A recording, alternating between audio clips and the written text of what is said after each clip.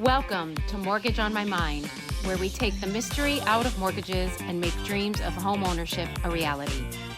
I'm Natalie Salins, a top 1% mortgage broker with 20 years of experience, based right here in sunny Los Angeles.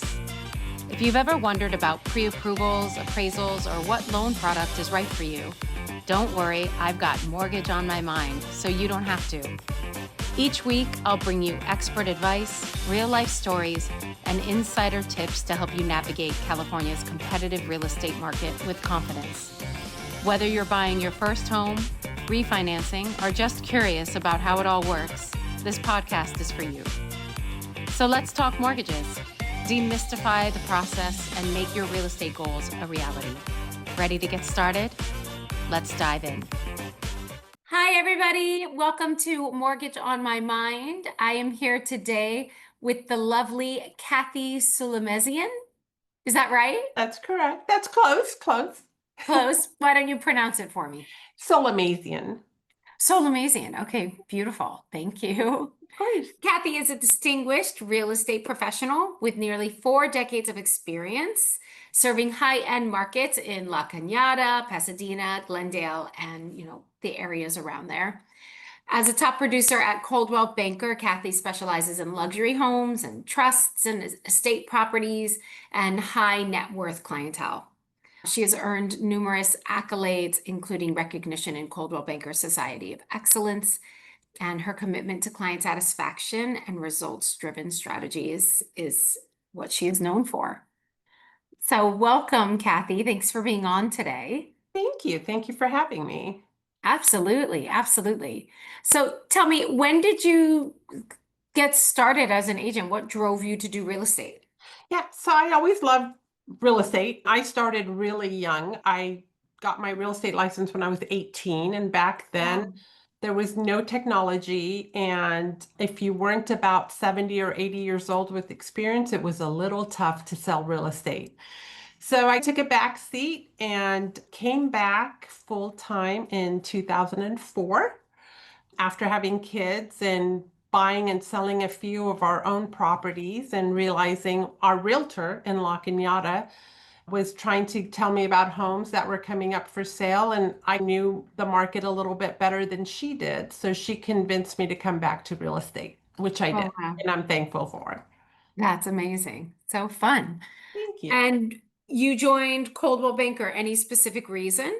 I believe in the company. I joke that I bleed blue. It's the marketing that Coldwell Banker provides me that I can provide for my clients is unparalleled to any other company out there. The support staff that we have, it's won the most ethical company in I don't know how many years in a row. So could I be making more money as far as a higher commission split with another company? Absolutely. But some things are worth a little bit more than just the bottom line. So that's why I've always been with Coldwell Banker, and I'm here now. I love that. That's awesome. So I know that today we were going to chat about why pricing a property from the start is so important. So I was hoping that you could start us out there and let us understand that key factors that are involved in pricing a home correctly in this kind of competitive market and why that becomes such an important thing and what strategies you take to assess the market value and how do you come up with that with a client, things like that. Yeah, for sure. So pricing is so key right now. Our market is shifting. We are seeing a lot more properties come on the market, but that doesn't mean properties aren't selling and that sellers aren't getting great pricing for their properties. It just has to be, you have to work with a professional from the beginning, and you have to let them lead the conversation, right? I always joke when I go get my car washed, I don't pretend to know how to wash a car. I hand them my keys and I let them do their job. If you're going to hire me to do what I do, I would hope that you would listen to the strategy that will get you the best at the end. And it's not always just the highest price. It's got to be the best terms. We could always get offers, but if they can't close that escrow, it doesn't mean anything. Of course. So as far as pricing goes, we're seeing a lot of properties come on the market and we're seeing a lot of them do price adjustments. So sellers are a little scared. Oh, my neighbor's reduced it 3 times. I am happy to say I don't have that in my Experience in so my far. experience. Yeah, thank you. Why do you think that is? Like, why do you think Because it's too high, or? you have to price it at market or just a little below market to gain interest. And I know that's scary for sellers. My favorite line to them is you could never ever underprice a house, no matter what kind of market we're in, no matter what kind of location you have. What you could do is overprice it and then chase the market down, which is what a lot of people unfortunately are doing right now. If you price it well, there's always buyers out there. Doesn't matter what the interest rate is. And the goal of pricing it well or just under market is to gain more than one interested buyer interested in looking at your property. So if we have multiple offers, that will get them not only the highest price, it'll get them the best terms. If we end up on the market and we're on the market 3 months, or even for me, if I'm on the market 3 weeks, I've mispriced it. Not only will they have to take a price reduction, we'll eventually get one buyer interested, and that buyer is going to call all the shots as far as after inspections, what they want and what they need. So it's the bottom line for the seller is just going to keep dipping below. So it's really important to work with a professional, to listen to the pricing. And sometimes they say, if we price it that low, we don't get multiple offers. The market has spoken. You would have never gotten it. It's not, that's pricing. Right, of course. Yeah. So to bring it back a little on the mortgage side, like what role do you think like appraisals and comparative market analysis play in the process of you pricing it, and then possibly if you have multiple offers going above, and how high you end up taking that? Yeah. So another great aspect of having multiple offers is appraisal. Like whenever I have multiple offers, I never allow an appraisal contingency on my listings, right? So we want to make sure that buyer that we do accept can handle the difference should appraisal not come in. I haven't had any appraisal issues lately. The only one I had was when I was representing a buyer right after the Eaton fires, and they were buying something in Altadena, and the appraiser was just a wackadoo. We couldn't do anything. So my client had the means, wanted the house, and made up the difference. So another reason to be able to have the multiple offers is if by any chance the appraisal doesn't come in, you're not adjusting the price down yet again. You're making sure your buyer can understand and will make up the difference in that. And that's something for my buyers to really understand, or any buyers, of course, to understand, is that if there is going to be some sort of gap in value because you're offering enough to actually get the home, enough to beat out the other competition, that there may be an appraisal gap in there. And then what does it mean to actually cover that? And we have conversations with buyers. I had one yesterday that like they're offering $925. The seller, the selling agent, the buyer's agent, really thinks that it won't value over 900. And so we had the conversation of the difference between, all right, so do you actually have to bring in 25,000 more? And the answer is no, because you're really only bringing in the discrepancy of the 20% down. So at 900, your down payment is 180. At 925, your down payment is 185. So you're not actually bringing in 25 different, you're only bringing in 20 different. And so we have that discussion. And then if they don't want to do the extra 20, then we can always just give them a little bit more mortgage insurance. And that's the nicest option. So now they're not doing 20%, but all the numbers stay the same. So as far as they're concerned, the loan stays the same, the rate stays the same, all the numbers stay the same, the down payment stays the same. They're going to have $70 of MI a month. And that $70 of MI, you only have to keep for a year, because the discrepancy is small, right? It's only 1.5% or so. And so of course they're going to have that equity within a year. So they can call, they can get the MI removed.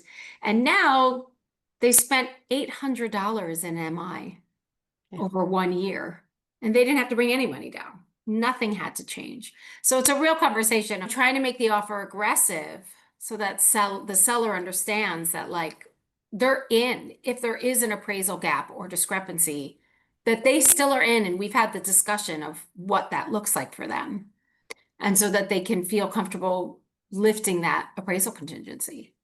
Definitely. And as far as from the real estate sales standpoint, just because the appraisal doesn't come in doesn't mean the house isn't worth what you're paying for it. It could be an out of area appraiser that doesn't know. It could, like the one I had in Altadena, they were comparing properties in a location of Altadena that was nowhere near the value of where my client was buying. And just explaining that to them and getting that over with, we were totally okay with my client making up the difference. I was going to say that loan officer should have fought that appraisal. If I Yes. see any kind of weird, like, I'm fighting, we're either getting a new appraisal or we're going to do a rebuttal and get that fixed. But I have very specific people on my panel that work my Northeast LA. And those appraisers are, of course, part of Silver Lake and Pasadena, and that's where they live and do their work. So if ever there are weird, what we call deficiencies, material deficiencies on an appraisal, we normally fix that. That's awesome. Yeah, that shouldn't be. It's a hard thing, appraisals. Like, they sometimes come in exactly as they do because there aren't really good comps. Exactly. So it can be that it's not necessarily that the value isn't there. The value is there, but there aren't comps for an appraiser to use to show it. And the value as well is whatever somebody's willing to pay. That's what the value is. Exactly. It's just that the bank wants to see somebody else's opinion on it. Yeah. Yes. So tell me a little bit about your strategies when you're pricing with a seller. Like, so you like to start a little bit under, and then how do you pull comps with them and show them the asset, like the market value, or how do you normally do about it? So basically, we try to price like an appraiser would look at a property, right? I start with a 1/4 mile radius, the past 6 months, which right now that could be different. And then we take the price per square foot. And then experience comes into it, right? I always tell people, they always say, my Zestimate says, and I always love that because I think, what was it? Years ago, when the CEO of Zillow sold his own home, he sold it for, I believe, 30 or 35% below his estimate. So that's my counter. It's like the estimate just works for areas that are cookie cutter homes. And we don't have that in the areas that I sell. So It's true. just because the neighbor's house sold for, let's just say $1,000 a square foot, doesn't mean your property is going to sell at $1,000 a square foot. It could sell for $1,100 a square foot. It could sell for $800 a square foot. It just depends on the property. So do I take comparables? Yes, but then you have to take the comparables and put in experience and know the market and kind of know what that property is going to sell for. And by that is a property that has many different types of buyers that might be interested in it will obviously sell for have more interest, so it will have more competition fighting for it. By that, I mean, if it's a property that could go, an investor might be looking at it. Someone might be looking at it to flip it. Someone might be looking at it to buy it and rent it out. Someone could be looking at it to just move into it. So the more different types of buyers that could be interested in a property, it will bring in a higher value. Exactly. Exactly. All right. So now let's switch over to the buyer side. Okay. And even though it feels like we're moving into a buyer market, if the property's sitting on the market a little bit longer than we are used to here, at least, we are still in our area. We're still seeing a lot of buyers and a lot of multiple offers. So what would you say makes an offer stand out in today's real estate market? Like, how can a buyer structure their offer to be competitive in this type of market? First and foremost, I would say make sure you're working with a professional. Make sure you're working with someone that has experience.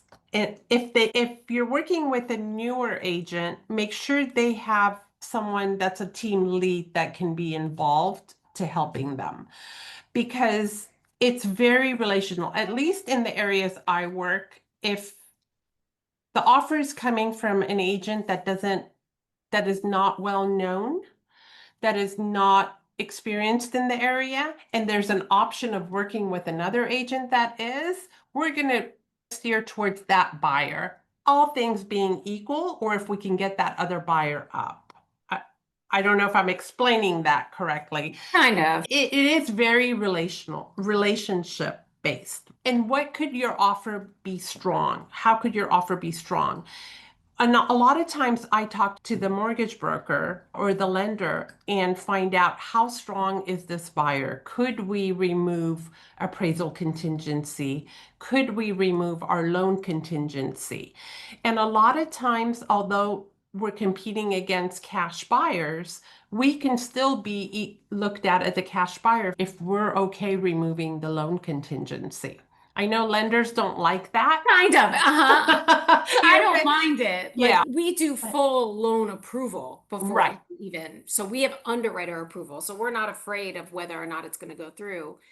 But we do still need an appraisal, most cases. It's rare when we don't, the property has to stay under $1 million to do an appraisal waiver. Right. That's not as often here, but yeah, so there are other things that you have to do when it's not cash. But as far as a buyer feeling comfortable with waiving those contingencies. Yes. Yeah. And that you'd have to make sure that have a deep conversation with your lender and your realtor. And then also make those contingent, if you have to keep the contingencies, make them as short as possible. Like, yes, if you don't feel comfortable removing that loan contingency, the contract has it for 21 days. Can we reduce that to 15 days? And I always say, let's go down to a reasonable amount. And if we need a couple of days later, we can always ask for an extension if they see that we're doing everything we can. If we don't order the appraisal to come out until 10 days after we've had acceptance, then they're not going to want to give us an extension. But if the appraisal was ordered and it's just the delay of a day or two, people work together. Everybody wants to get to the finish line. And if they see that the buyer's doing what they're supposed to, if the buyer's agent's working hard, it'll get done. But going in, write your offer with shorter contingencies for sure. Yeah, of course. And it's funny, do you find that writing a much faster escrow time? You're already saying yes. Well, It's I'm always like, what? Doesn't the seller have to move? Don't they have exactly. to So back? that exactly. So that don't write a short Closing escrow period, because what you got to do is talk to the listing agent. Have your buyer's agent talk to the listing agent and ask, what is the seller looking for? The seller might want a 60-day escrow and you write 20 days and they're just going to start freak out and get scared. I can't do it. Yeah. You don't want to give them a reason to counter you or to go with a cleaner offer. Going back, you got to have your agent talk to the listing agent and find out what is that seller looking for. So you want to write your offer to appeal to them the best you can. And it's not always price. Right. Yeah, exactly. Yeah. It's an interesting thing how people get so caught up on the timeline and so like tight about with this competitive nature that happens here. The conversation for me ends up always being like, how fast can I close? How fast can I close? How fast can I close? Can you do 12 days, Natalie? Can you do 13 days over like a holiday weekend? Can you do, and you're like, we can try, but just so you know, nobody has fun. Yeah. Nobody's having a good time if I'm closing it that fast. I'm on the phone every day needing stuff with the buyer, if that's how this is going to look. And then you close the escrow and everyone is extraordinarily exhausted, and they really went through a much larger amount of stress than they really needed to, unless it truly is that the seller is only going to accept their offer if they write a 12 to 14 day. Then it's we needed to do it, unfortunately. But if it's not necessary, it just feels like this mad dash to get something closed as quickly as we can. And it, like I said, it doesn't end up being a great experience for them. The good thing for your buyers right now is that market's shifting a little bit. We're coming back to normal, where 30 to 45 day escrows were always normal. Contingencies, all three contingencies in place, by that appraisal, loan, and physical inspection. And now we have insurance. That's a big contingency. Those things are a lot of times staying in the contract. Whereas in the unicorn years after COVID, where everything was selling with 15 offers and buyers were removing all contingencies and closing their eyes and ears and mouths and just paying whatever the sellers wanted. Those days are gone, because that was not a healthy market. It's just not okay. We're back to normal, and it's okay to be normal. Yes, exactly. And even though rates, yes, are in the mid sixes or whatever, and don't feel normal for people, it still is pretty normalizing. I started in this business 20 years ago at Countrywide, and rates were in the high sixes, low sevens at the time. And not like I'm saying that was normal, but it was. It was the lowest rates anyone had seen in a very long time. It had come off of, as everyone knows, in the 80s, rates in the 20s and 18, 17s and stuff. So we were at a place where a lot of people were like, this is an amazing time to buy. And then that's why banks started taking advantage of it, and we got into the mess that we did in 2007, 2008. But these rates in this market, which shifts in and out from seller to buyer, depending on what's happening in the economy, it feels much more steady than it has in the past. Yes, COVID was unreasonable and hasty that rates went to zero. It was not necessary and crazy. And that's what caused the craziness in the market. Exactly. I have a client that offered 400,000 over. And he knew he was going to pay 400,000 more. Like, it did not value. And when we had spoke, he had said, I'm willing to pay this because I want the house. Yeah. And I know it's not going to value. And it didn't. And I felt terrible, but it was like, look, you knew what you were getting. You knew how much you were going to have to pay to get it. And congrats, mazel. In 2 years, you'll have that equity. Who cares? Like, whatever, live in it and love it. And I say a lot of the time, dive into the asset of the property and know that you'll make it and you'll earn it at some point. Yeah, yeah. So then what would you say are like pitfalls, like common pitfalls that buyers should avoid when submitting an offer? Pitfalls. If the property is a newer listing and hasn't been sitting there, don't go in below asking. If you're gonna go below asking, wait and see if it's still there 2 weeks from the time it hits the market. But if you submit an offer below asking when it's a new listing, you're just going to help that listing agent and seller shop your offer to get more money from someone else, and you will never get that house. Right. What else? Pitfalls. Make sure your agent speaks to the listing agent prior to you writing your offer, and don't leave any questions unanswered or not filled out correctly. By that, contingency periods, don't leave them to whatever's on the contract. Shorten those. When I get an offer on my listings and I'm looking at when I'm looking at multiples, if there's one that's just been like, they just wrote in the price and the escrow period and left everything else standard, it's like, that's just not going to be good. If I have no one else to work with, then that buyer might stand a chance. But it's just, you want to make sure it's professional and it's done right. Unfortunately, letters are not allowed anymore. Letters and pictures. They're not, but do you accept them? I have people that still write them and they still throw them in, and people will still look at, what are your That's thoughts on another that? one to check with the listing agent, because if the seller, like with Coldwell Banker, our legal has advised our clients that it could be a huge liability for them looking at letters. So Why is that? Just curious. discrimination. What's that? Discrimination. And that's how this whole came out, right? If two Got buyers it. technically submit the same similar offer and the seller goes with one that had kids, one that didn't, could they have been discriminating against someone who doesn't have kids? It could be racial discrimination. Not that people do that, but Yeah, but isn't it, but and it could be viewed isn't the that way. seller allowed to choose somebody that has kids over somebody that doesn't? Technically, no, the seller should be, Why? because it's fair housing rules. So I mean, interesting. it is, and I've had sellers say, I should be able to sell my house to whoever I want Who they to. want to. Not And- that they should be discriminating, but if they have a huge house with four Yeah. rooms and a pool and a massive backyard with a tenant, like they should be able to say, I want to sell it to the person with four kids than the investor who's going to flip it. Yeah.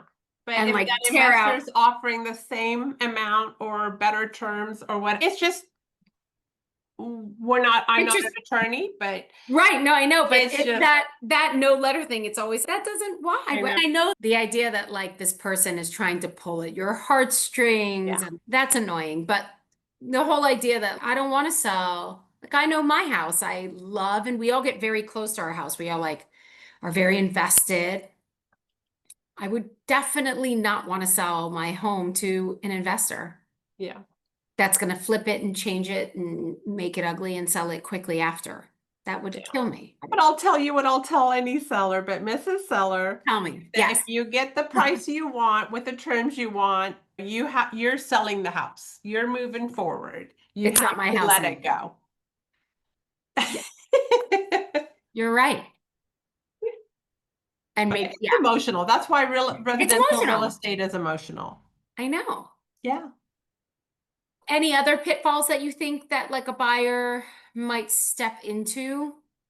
I'd say be careful when you bring family or friends to look at the house with you.